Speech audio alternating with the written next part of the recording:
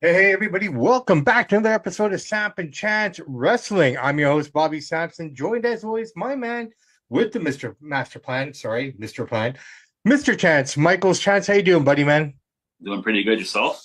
Can't complain, man. Woke up, it was really cold. There was frost on the windows. It's getting cold. I mean, it's gonna go up to 18 degrees today when the mornings are cold. Yeah, it was like you're in the valley, so I guess the winds don't really reflect the like I'm sure it's cold, but you don't get the frost, right? Here Yeah, it's a bit more still in the city. yeah. So the frost built up this morning. It was like 3 degrees this morning. I'm like, oh my goodness. Wow, we haven't got that in a while. But hey, I'm okay with it. It's good. It's fun. It Hmm. just kind of sets it all up. We're both Seattle bound, it looks like. You got your Hmm. Seahawks here, and I got my Mariners hat on. So everything is right in the world right now in terms of teams. Yeah, I know Mariners are killing it right now. Well, Toronto's in big trouble. The next three games are in Seattle, so nobody's in trouble, man. This is what I've learned about baseball. This is what I've learned with boxing now as well, and I should know these things. We should know these things. You know what hmm I mean? Like nothing is written in stone, especially baseball, it's true. But right? yeah, I don't think a lot of people think they're going to get swept. They're not going to get swept, but I mean, it's not looking good. They can't hit. Well, look, I mean, if you look at the series before this, Hmm. I know we're a wrestling show, ladies and gentlemen, but we got to talk about this a little bit. If you look at this two series before this, okay, with Yeah. Detroit and New York, the roles were reversed. Hmm. Just couldn't get a hit to save their life. Obviously, they did, but Yeah. I mean, it was that kind of a series. It was such a tight series. Whereas the Blue Jays were just lighting up the Yankees They were from big time. just lighting them up. That just goes to show, is a week off in baseball worth it? I can understand it in football. I can Hmm. understand it in hockey, maybe even basketball to a certain extent. But in baseball, do you need that much time? Like winning the division, winning the bye, is it worth it? Yeah, and I think also Mariners have such better pitching than New York too, right? Jay's like, oh my god, these pitchers are so good. Jays have thrown out Max Scherzer tomorrow. He's 41 years old. The last time he pitched, he got rocked. So he's either No, they're they're really putting good or out not. Bieber tomorrow. Tomorrow's Bieber for Toronto. Well, they're not throwing out Scherzer. They changed that. They're doing Scherzer for 4. Oh, okay. Yeah. Yeah, I don't know how that's going to go. He is a big game pitcher, but he is 41 now, right? So Well, I mean, he did pretty good against New York until they took him out, and that's kind of where it kind of fell apart for him. Well, not for the team, yeah, but again, like I said, maybe this travel day might just give them what they need. That's what I'm saying. You never count anyone out in this game, right? yeah, it's true. At Seattle, it's a pitcher's park, Mhm. which makes Seattle even more impressive to consider if you look at all their numbers and everything. To accomplish what they did in a pitcher's park, which is their own park, it's hard Yeah, to hit in there.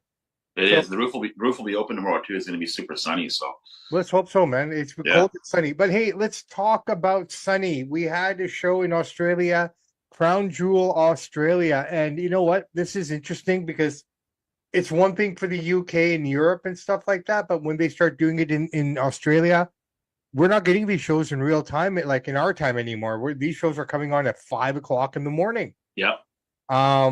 I didn't wake up. I'm gonna, tell you straight up. I was at work. It was what it was over there. So, it's just one of those kind of things like, thank God for Netflix. Yeah. Well, yeah, you can Um, just go back and watch it whenever, right? exactly. But, getting up at 5 o'clock in the morning, I don't know. Maybe I'm just getting older now, bro. I just don't know if I have that same kind of. I mean, I'm still up, but I'm doing different things now at 5 o'clock in the Mhm. morning, right? But Yeah. what do you think of the show? It was all right. I mean, it was all right. A lot of people are, some people are praising the John Cena AJ match. Like it was a good match. And then the other people are saying, well, there's no story, there's no build up. Triple H just threw a match together for the sake of it, which I mean, there was no build up to it, but it was the best match in the card. I mean, you're talking about two guys in their late 40s, old men. But I thought they worked great together. And they always say John Cena's got 5 moves of doom, but he proved on Saturday that he's got more moves than that if he wants to. It was a good match. I mean, I can't take anything from. No story to it. It lacks some emotion, but as far as the in-ring match, it was great. This match didn't need a story, in my opinion. The story itself was the legacy of these two men. AJ has gone on record to say that he will be retiring in 2026. Mm-hmm. So, this is probably the last crown jewel for AJ. Yeah, you never know what you got. In essence, if you think about it, from the time he announced it, Mm. if he's leaving after WrestleMania or whenever the contract is up, Mm-hmm. these dates are the last ones for him too. Mm-hmm. So the story, it didn't need a story, and what makes it even more wow, if if I can use that Mm-hmm. word, is the fact that it stood out over all the matches that have had the story. Now, I take you back to the very first match, Roman versus Bronson Reed. Yeah. Okay, right guy won. I have Yeah. no problem For with sure. that. Absolutely. That shows that Roman understands the business and he gets it. Like in order Or he to had no choice either way, but the white guy won. Yeah. no, the right guy won, but Roman could have said no if he wanted to. He has that power. He's that Mm-hmm. level now, right? Like I mean, guys before him who had that level could call their shots. Roman, Seth, Punk, Yeah. um, um, Brock. These are the guys currently in the company. Cena, obviously, Mm-hmm. are the probably the 4 to 5 guys in the company that can call their shot if they wanted to, right? Yeah. But they did the right thing here, and this shows that Roman understands. In my opinion, it just shows that Roman understands the future of it, Yeah. right? The right guy went over, but for a street fight, that was weak. Yeah. In my opinion, I thought it was a really, it was the probably it was a good match, but it was probably the lowest quality match in my opinion on this card. Just for well, okay, no, second to lowest. I'll give second to lowest. I'll save the lowest one for later here, but I just felt that it's a street fight. You got two behemoths in there. Mm-hmm. I expected more. That's all I'm saying. I'm not. Maybe Bronson Reed isn't. He looks tough and he moves great for a big man. But Man, we saw the man jump off a cage at I Survivor know, but Series. maybe he's not tough. Maybe he isn't tough. Yes, he can do great acrobatics, and for his size, he's tough. But when you saw Bam Bam and Vader, you knew these guys are really legit tough. This guy, I'm not saying he is or he isn't, but if you don't know who he was, you just watch that street fight, you think he's wimpy, right? Yeah, He doesn't look wimpy, but that doesn't mean he's a tough guy. I don't know what happened that street fight. They flubbed that one big. well, I mean, it was what it was. I get it, but I just expected more. Like okay, more into the ring, more into the crowd, more into the stands a little bit, right? Like we've seen Roman and Kevin Owens put on amazing street fights. Mm-hmm. They didn't really go into the crowd. They didn't really do anything. They kind of kept it. What was that match a couple weeks ago where they had a bunch of barrels? Was that I don't know. I can oh no, that was AEW. It's AEW that does that. Yeah, yeah. But what I'm saying is just like, just give us a bit more. Like, to start off the show, you want to get it off with the bang. It helps that you're in a place that, like you always say, I quote you on this, Mm-hmm. a place that doesn't get a show all the time. Yeah, they're hot for it. They're hot for it. So even if it's shit, they're still going to love it. Mm-hmm. Right? It's unfortunate for us. And, I've said this to Professor Bear. I've said this to a bunch of people that we've talked to on different shows. We're jaded. We're jaded as fans, you and I, especially when it comes to boxing and wrestling. We see details that other people don't see. Yeah. You learning the art of training, see a bit more than I don't even see now. Mm-hmm. You know what I mean? So just, we pinpoint on these things. Now, speaking of John Cena being a company man, I don't know where he said in an interview, but I don't know if you saw it. He said that heel run that he did was horrible, that he dropped the ball on that. But you know what? He's such a good guy. He's not going to sit there and say, actually, Triple H, actually, Paul Heyman, Bruce Pritchard, Nick Khan, they all dropped the ball. They couldn't write for me, but he said, I dropped the ball on that. And that's how good of a guy he is, because we all know it wasn't you. Because his promos were actually very good. The storyline they had for him, they all flubbed it. And I'm surprised he said that. So John Cena, this is what John Cena is. And this is why I think a lot of people need to respect him more from the very beginning of his career. Yep. He has always held his head high. He has always made himself accountable. Okay, because at the end of the day, you and I can get a script. Mm-hmm. It's how we deliver that script. Yeah. Is what, you know what I mean? At the end of the day, you can be a trainer. You could train a bunch of dudes, but at the end of the day, it's what they do. Yeah, they don't follow the plan. Yeah, they don't follow the plan, even if they, but still, they still have to execute. Yeah. Okay, they have to make changes to the plan on the fly. Long story short, Cena's always held himself accountable since day one. Yeah. Okay, He could have said, "Oh yeah, they kind of messed me over with ruthless aggression, this and that." No, he said, "I didn't pull it off the way I could have." Yeah. He's always owned his stuff, man. And this is what we always say to people at the end of our Yeah. shows. Mm. Own your stuff, because if you keep blaming everyone else for your shit, you won't be successful. Yeah, he just said I dropped the ball, guys. I flubbed. That was it. They didn't finger point, nothing. No, and that's it, right? And I have no problem with that, and that's typical John Cena. Yeah. He probably knows that The Rock dropped the ball. He probably It knows, started with The Rock, screwed him over big time. Yeah. right? He did. Mhm. He truly did. Okay, I hate to say it. Maybe it's revenge for those. I was gonna say, I know Rock says seen as one of his favorites. They're good buddies, but for Rock to do that, it's almost like Rock was getting jealous and he wanted to up one up. I don't know. It's really weird stuff. I think it's just commitments. I think that Travis Scott guy, because him and The Rock, Travis Scott had a huge falling out after this too. Mm-hmm. So who knows? We will never know. Yeah, we'll know. We won't. Worst match on the card. What do you think it was? Or can you read my mind? Seth and Cody. No, I wouldn't even say that. I thought that was a good match. Wasn't bad. I don't know. Who do you think? Io Sky? No, dude, I'm thinking the other female match, unfortunately, the other Crown Jewel match. You didn't like it? I'll be honest, it just, again, Tiffany needs more seasoning. Yeah, she needs some work. I hate to say that. I really do. I think she's really fun in the ring. Mm-hmm. I love the fact, the way they've kind of built her up and they've done everything.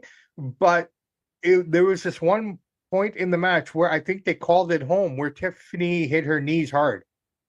Yeah, it's just the way she came off the ropes, and they kind of wrapped it. They called in the show right there and then. If you look at the referee when he steps back into the corner, he's talking to Triple H or whoever in the back. Oh yeah, right? Is she okay? Are her knees okay? We have to take the preventive action here because she is the champion. So they rolled it up. I think Stephanie was still going to win, but I think I don't know. It just didn't look exciting. I wasn't excited. Huh? I don't know what happened. They're like, this is the thing. There's no house shows. They're not practicing. They're not able to we're talking about especially with these people. I've never seen it. It's like, well, this is what I'm saying, and this is another example of why the house shows are important. I mean, the stuff that these guys got to do on that, they got to be themselves. Mm-hmm. You know what I mean? There were no they were following their formulas and stuff, but they could practice, and they're not getting those reps in anymore. Nope. And I mean, if once you get to the main roster, how many of those guys are actually going to the performance center to practice? I know, and it's not the same. The point that you're not in front of a live crowd. It's not the same feel. Like it is practice, but it's not the same. No, I get it. Some of those house shows, they put on some pretty good, fun house shows. Sometimes they were pretty good. I tell you what, man. I mean, I enjoyed them.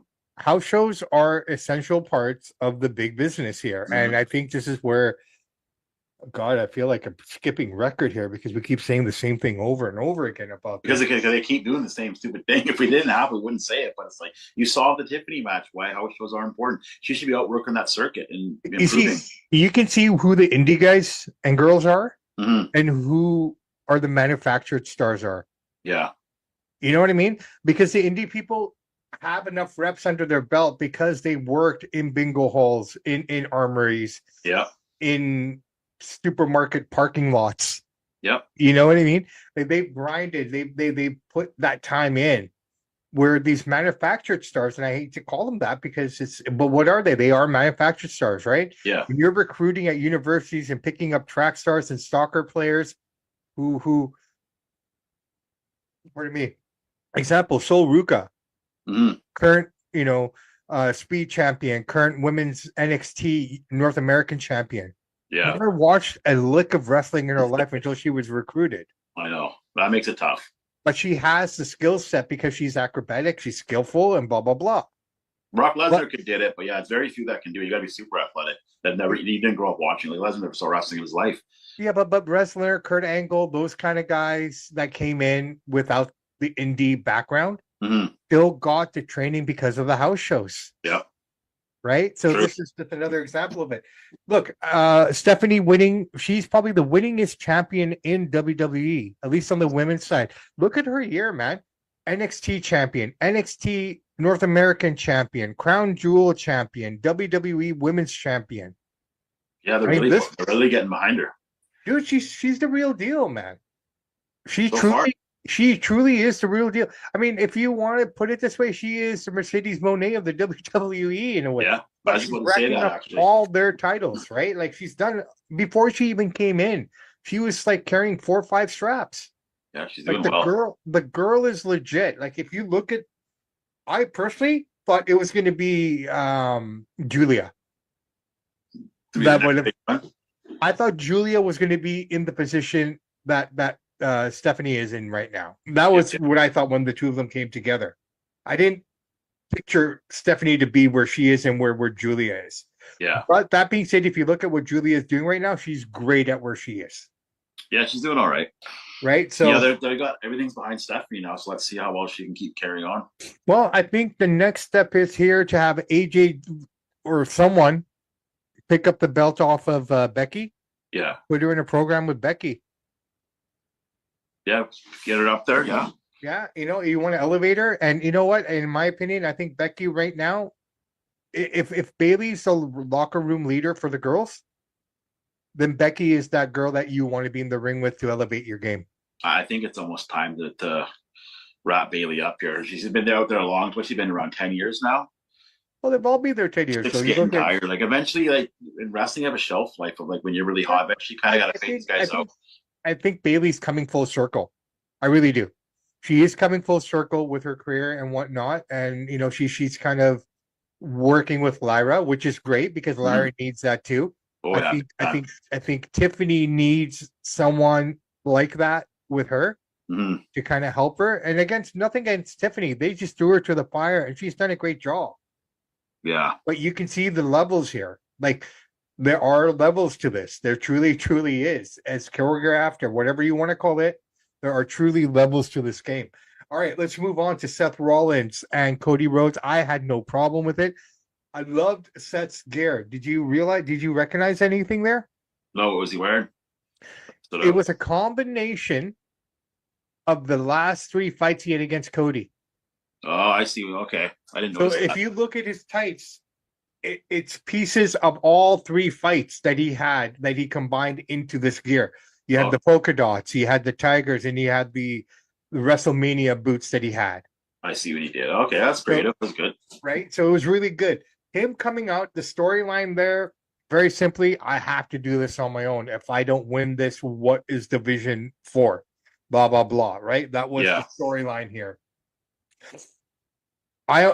You almost felt that Seth had to win. yeah, you knew it. Yeah, it was pretty obvious. Right, it was pretty obvious, but the match was good. Yeah, it Now, was. there was one spot in this match. Seth did it coast to coast, Mm-hmm. landed hard, landed funny, messed up his shoulder. Yeah, they're saying he's legit this time, but he's hurt. But this is the thing. What do we believe?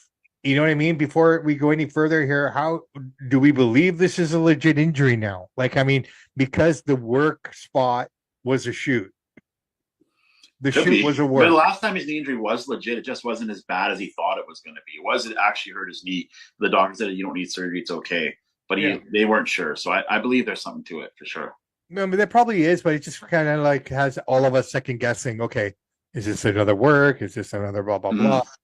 But I had no problem with the match. I thought it was good. I thought Yeah, it wasn't bad. these guys worked really well together. They put on a great match. The storytelling was there. You could see it, and Mm-hmm. that's what I loved. They carried their faces, told the story. The Yeah. move told the story. I mean, you want to look at two guys who know what they're doing in the ring. It was these two guys, Yeah, they know their stuff. right? And it was great. I had no problem with it at all. Right guy won, and it doesn't hurt Cody, Nope. right? No, it doesn't matter for him now. Right? Like if anything, now we're looking, okay, where's Cody go next? Right? Well, thanks for segueing this because I have these notes up right here. They need to. So I gotta read these out. So these are the notes. These are the ratings of the last show SmackDown did. They did 1,030,000 people. That's down 17% from the week before, and prior to that, 25% down. This overall in the last 3 months, around 34% of their viewers. This SmackDown, if the trend continues, this Friday coming up, will be under 1 million viewers. Okay. The last 5 SmackDowns have been the 5 lowest SmackDowns in history. Road Dogg is head of creative. They're firing a bunch of creative people. But here's the thing. If Road Dogg is head of creative, and he's responsible, and Triple H and Paul Heyman and all these guys are responsible for the 5 worst SmackDowns rating wise ever in history. Road Dogg's got to go. Road Dogg is, if he's the one calling the shots on SmackDown, he has made SmackDown the most unwatchable wrestling show right now. It is absolutely horrible. And it's not me saying that. It's the people are tuning this out. They got to do something with it. Maybe Cody Rhodes isn't the big star like they think he is, because he's not drawing the ratings over to SmackDown. I don't know what they got to do, but they got to do something, because if it goes under 1 million views, that's horrible. You got to remember, in 1999, I checked it. SmackDown did 5 million, Raw 8.1 million. We've lost 7 million people. That's a lot of people turning this show out. Okay, so Road Dogg is not creative. No. Okay, I'm gonna go from this angle. Number one, I'm gonna research this and I ask you to, because you're my ratings guy. You seem to be more about the ratings in North America. Yeah, that's okay. That's the measurement. No, and I appreciate that, bro. Yeah. But what I need you to do, and I'm gonna do it on my part, and we'll come back next week. We need to understand the new Nielsen system. Yeah, so they actually, thanks for saying that. The Nielsen system is actually, it's a good thing. It's actually more accurate. Before it wasn't as accurate. So what it is, and AEW's numbers went down a little bit, but not the percentage of SmackDown. So actually the new Nielsen system is actually more pinpoint accurate than it was before. Okay, but that's fine. We're saying that. Yeah, that's great. But let's take it upon ourselves, if we can, for next week, to kind of both research it a bit. I already did it all this morning, because once you said to me yesterday, I looked in the Nielsen system. They did change their system. It's more accurate. Okay, I appreciate that. But what makes it more accurate? Let's try to get that to the viewers next week, because I don't know what it is myself personally, unless you have that information right now. Yeah, it's right here. Yeah, they're just using a different. What are they doing? What are they doing to calculate? How are they? Yeah. So what are they doing? Are they tracking streaming services now? Are they tracking how people are consuming it? Like, are they DVRing? They call it Nielsen's new big data and panel system. Okay. So it's not just wrestling. So the wrestling went down in SmackDown, but other shows have went up in numbers. So they're just tracking it more accurately. So maybe, if they didn't have the new system, SmackDown might have got 1.1 million. It's only within a few thousand, but it's just a little more accurate. I'm going to take you back 4 years, maybe 3 years, 4 years, maybe 4 years. Let's go back to 2021. When Raw's always been the flagship. I get it. Yeah. They put all their resources into Raw.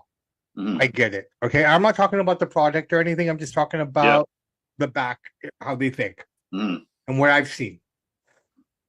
SmackDown has always been considered the secondary for the longest time. Yeah. The B show. Okay. From when it came out in 1997, 98, whenever it debuted. Okay. It was the B show. Yeah. All right. But there was a moment in time where it was the A show when it went to Fox. And Raw was still on Monday night or on USA. Yeah. If you look at those 2 years, those 3 years that it was there, it was the number one show. Everyone tuned into SmackDown over Raw. The ratings were, and it just shows me that they can do a balance if they want to. But that's the old regime. These are new boys in town now. Once it moved over to Netflix and they moved them back over to USA onto cable, right? You saw them do that again. They're not putting the resources into SmackDown. I don't even know if it's the resources, dude. It's the way they booked the show. Like, who puts Road Dogg in charge of creative besides his best buddy? He does not deserve to be creative. Hey, I'm not. My thing is we saw what Paul Heyman did at ECCW, went belly up. So why is he in charge of anything? Okay, Triple H and Shawn Michaels, amazing workers. They'd be good agents. They're good agents. Sure, put them as agents. They are not creative. They can't run the show. We're seeing it. Triple H's Raws and SmackDowns, the numbers are going like this. They're making more money because of the ticket sales. Yeah, so they'll tell you we made more money. That's great. But nobody's watching it, guys. I get it. And I can't argue it anymore because I don't have anything to say. I just watch. And I make the best of what they give me. So I don't know why Ari Emanuel and Shapiro, super smart business guys. They're business geniuses. All they have to do is look at the spreadsheet and say, "Wait a minute, we're losing numbers every week." So bring in some new people, guys. I'm going to cut you off right there because what you just said is exactly right. They're amazing business people. Yeah, but they're not wrestling guys. I know, but I think they thought that, okay, we got the wrestling, Yeah, like we but got they Shawn thought, Michaels in place, but they're not wrestling guys as far as writing a show goes. yeah, but Shawn so Michaels can they book his need, own match against Taker and be creative, but Shawn Michaels can't book a whole good show. We just turn on the show and watch it, you'll see it. It doesn't. They're good agents, but they're not head of no, writing. and until things change a bit more, I don't think we're gonna keep going on like this. Dude, if SmackDown goes under 1 million this Friday, that's a big time catastrophe, and there's going to be some Well, heads rolling real quick. I hope it doesn't. maybe But that's what on it track. needs. Maybe that's what has to happen, right? Maybe that needs to happen here because I mean the reality of it is, it's like we can keep saying what we want. I can go blue in the face Mm, defending everything you say, mm, and I'm not disagreeing with you in any way, man. I can't. It is what it is. Though yeah, you're right, numbers don't lie. yeah. But I'm looking at it from a different perspective of, this is this and this is that. There's so many elements to this, man. You're looking at it from the ratings element. I'm looking at as an overall evolution. Like we can go back and forth But from all the we can different call it angles evolution here. all you want. This is evolution. This is getting worse because the numbers they just lost 34% of the audience in a month. Hey, dude, you can say the same about Even, the NBA. yeah. I say it every show. NBA and WWE are exactly the same. And what the problem is with both of these products is Adam Silver's in charge, David Stern's gone. Yeah.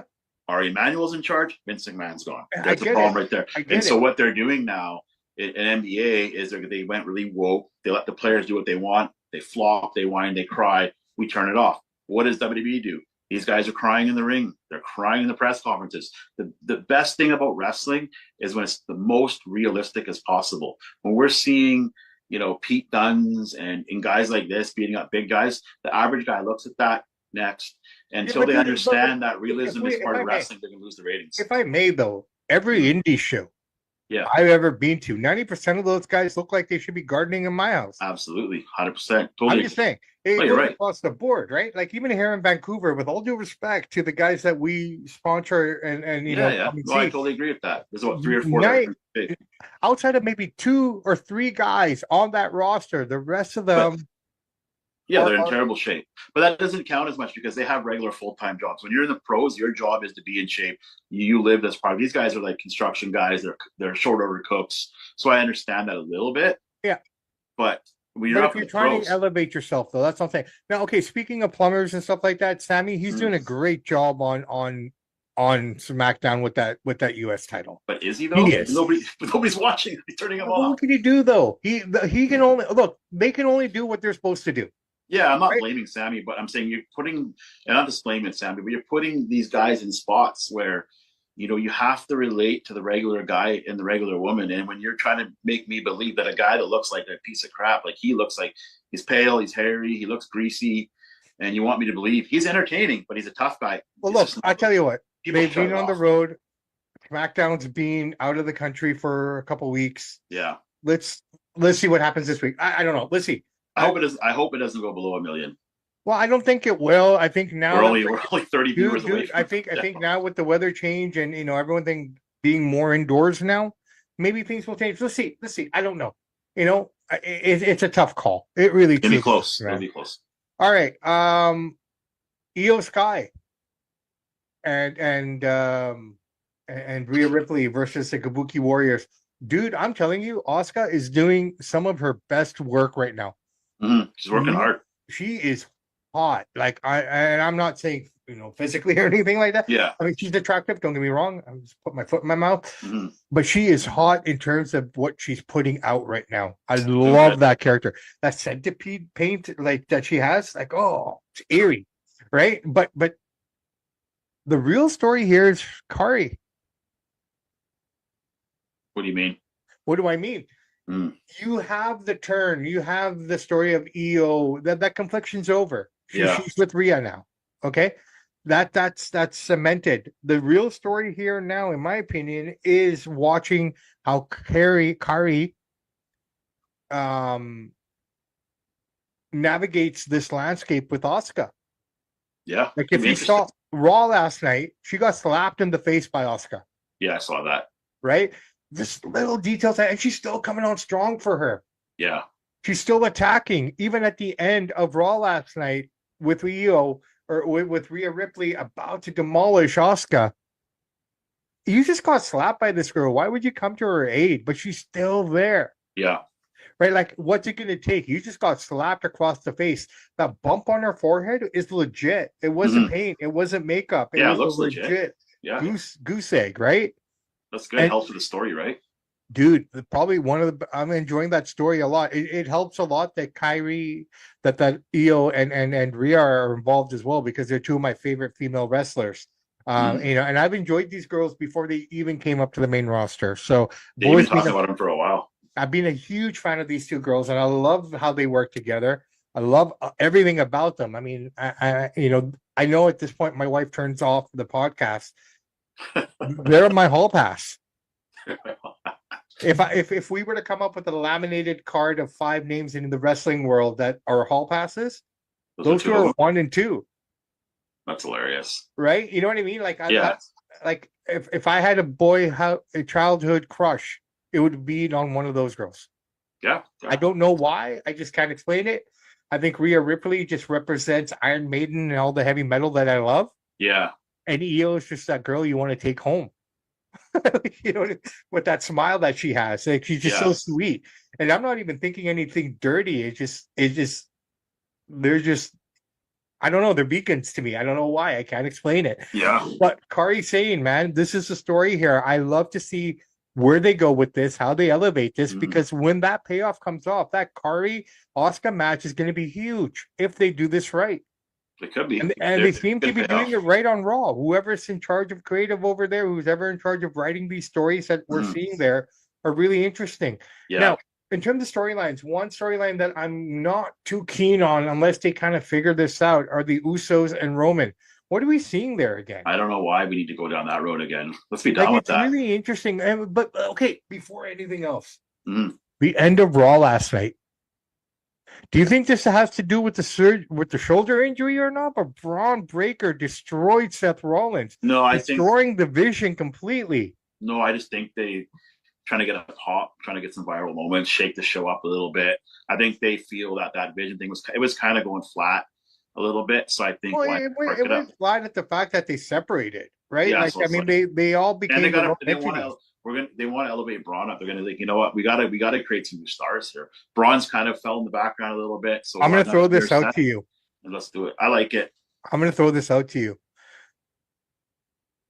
Just Lesnar become the new leader of this faction now because I mean it almost feels like they were kind of building up to that, which is going to make War Games kind of interesting because right now War Games looks completely discombobulated. You basically got those two guys for sure. Mhm.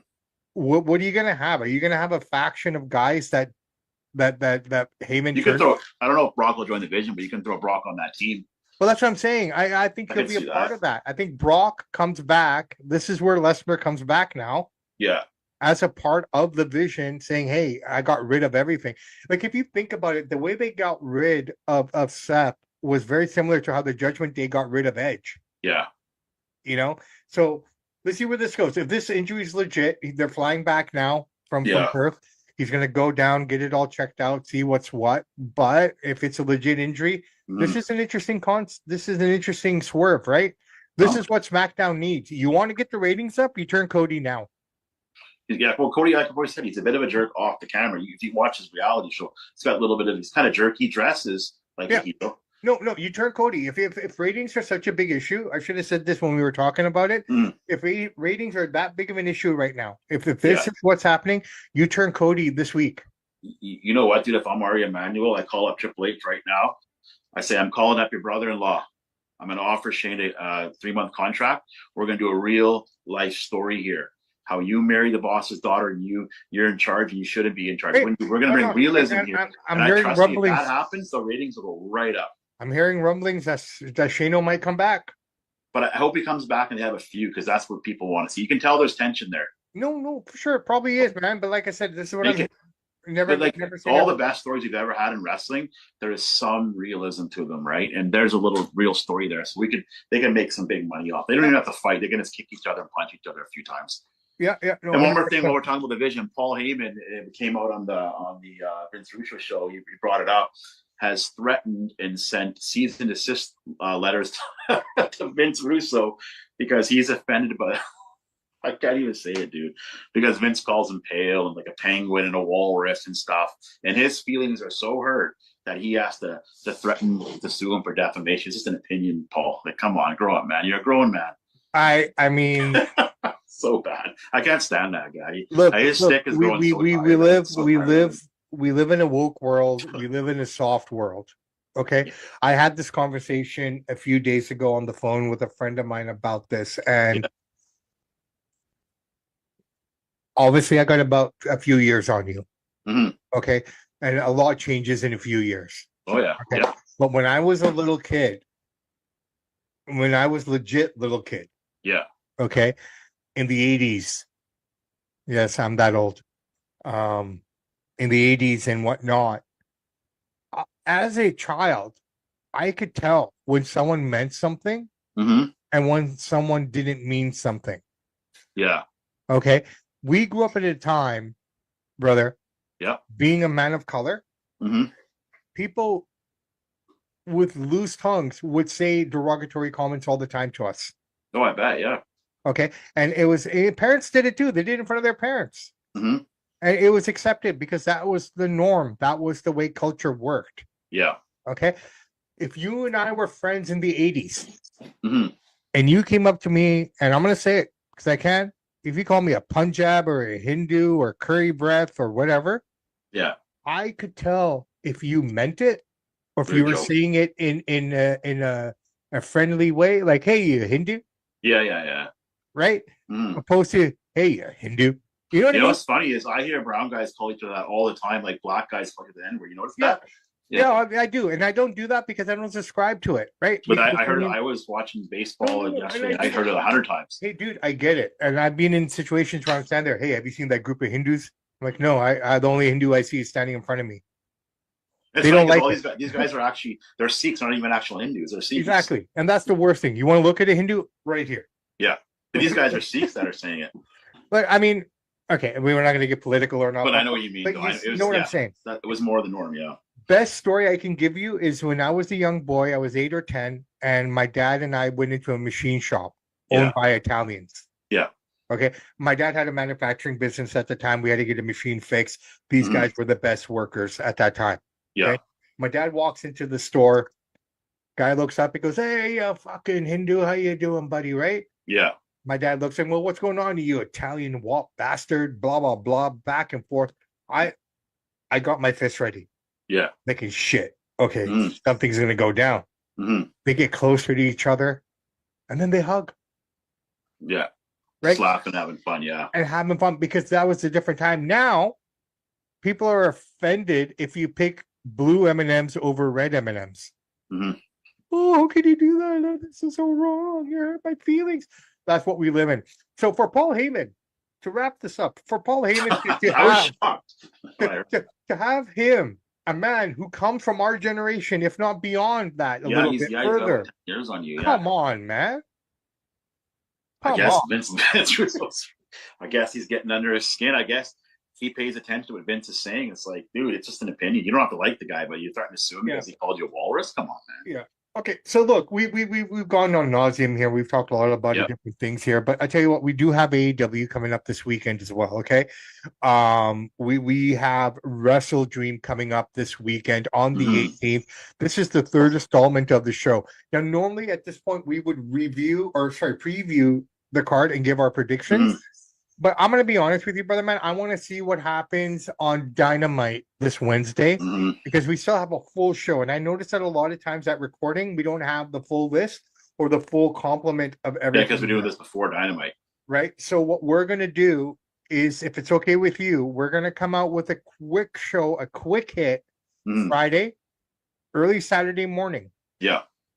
Breaking down this card. For what we know right now, we got Hangman Page going against Samoa Joe. The story here is Samoa Joe is saying if it wasn't for the Ops, his group, Hangman wouldn't be champion. All right, so we'll get into that a little bit. Chris Statlander is defending against Toni Storm in her return match. Her rematch, Tony's. We got that, and I quit match. You know, a lot of these are. We could talk about them. Moxley, Darby Allin, in a night Thanks for thinking of Darby Allin. He was on Oriel Hawani Ariel Helwani. Yeah. calling CM Punk a cancer. He's out of the No, locker room. no, he didn't. He didn't. He didn't mention his name, but who? No, I'm no, no. assuming But he he's talking clarified it about. because Ariel, I'll give him credit. He said, "Are you referring to Punk?" What do you say? I have to bring it up here. Give me a Well, I second. don't think he's going to admit it, but who else would he be referring to? The way he said it is other talent and stuff, and which makes sense to a certain. Could be, but I think it's for Punk. We don't know, but he Well, dude, look, kind we of left don't. a subliminal out there, right? There were other big names there as well, blah, blah, blah, who didn't want to lose. And with CM Punk, it wasn't about winning and losing with him, he said. It was the other stuff Well, surrounding. that's what I mean. I think Right? I'm pretty positive he's meaning CM Punk. Maybe it was, but he's saying it wasn't. So I'm just going to go with what he said, right? And we'll go from there. But look, AEW, it's a good card. It's a lot of fun. There's a lot of matches there. So what we'll probably do is we'll come back on a Friday for you guys and give you our predictions and our rundown. So we'll leave it at that, brother man. Anything else you want to add to today's show, man? I think we got it all. All right. Awesome. All right, guys, listen. Wrestle Dream this weekend, so make sure to come back and join us on Friday, Saturday when we break it down for you guys and give you our predictions on the show.